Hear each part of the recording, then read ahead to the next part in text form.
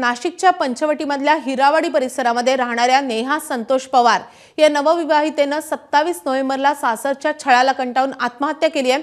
या प्रकरणामध्ये पंचवटी पोलिसांकडून तपास सुरू असताना एक धक्कादायक माहिती समोर आली आहे। नेहाच्या सासरी पोलिसांनी झाडाझडती घेतली तेव्हा एका भिंतीवर बिब्बा आणि त्याला नागाच्या आकाराचा खिळा ठोकलेला पोलिसांना मिळाला असून पोलिसांनी ते सील केले। याद्वारे नेहाला जादू टोण्याची भीती दाखवायचा प्रयत्न केला जात होता असा पोलिसांना संशय आहे। दरम्यान याबाबत पोलिसांनी नरबळी जादूटोणा प्रतिबंध कायद्यानुसार गुन्ह्यामध्ये कलम वाढवला असून आतापर्यंत नेहाचा नवरा, सासू आणि तिची नणंद अशा एकूण 5 जणांना अटक झाली आहे।